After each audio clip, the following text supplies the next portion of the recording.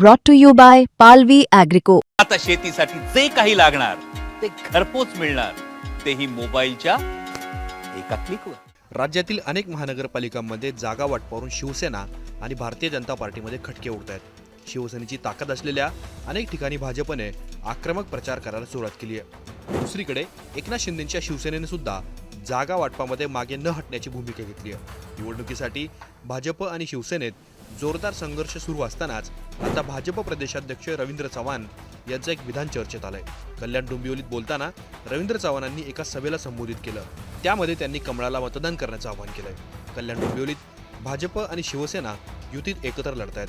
असं असताना भाजपने मात्र कमळावरच फोकस केलाय का, अशी चर्चा या निमित्ताने सुरू झाली आहे। मी कोणावरती टीका करत नाहीये, मला कोणावरती टीका करायची नाहीये, परंतु या स्थानिक स्वराज्य संस्था चांगल्या विचाराच्या असणाऱ्या व्यक्तींच्या हातामध्ये, चांगल्या असणाऱ्या विचारांच्या असणाऱ्या पक्षाच्या हातामध्ये म्हणजे भाजपाच्या हातामध्ये द्या।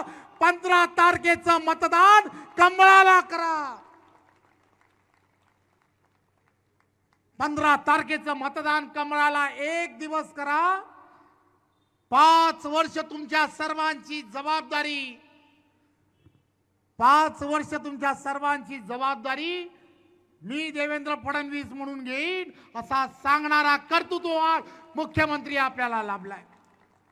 माझी आपल्या सर्वांना विनंती आहे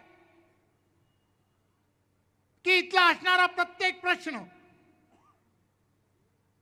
इथले असणारे प्रत्येक विषय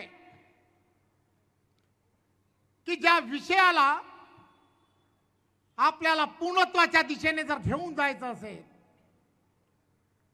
तर पारदर्शकपणे काम करणारा असं कोणीतरी महापौर त्या ठिकाणी असणं हे अत्यंत गरजेचं आहे। हे सर्व करण्यासाठी माझ्या इथे मोठ्या प्रमाणामध्ये माता भगिनी इथे या ठिकाणी उपस्थित आहेत। एक गोष्ट लक्षात घ्या, भूलथापांना बळी पडू नका। अनेक जण आपल्याला वेगवेगळ्या पद्धतीने भूलथापा देतील, अनेक जण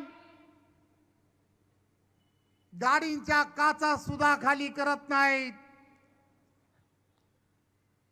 अनेक जण निवडणुकीच्या पार्श्वभूमीवरती तुमच्या समोर येतील, पण 24/7 तुमच्या बरोबर असणारा रवी चव्हाण याला विसरू नका, एवढंच फक्त सांगायसाठी मी इथे आलो आहे।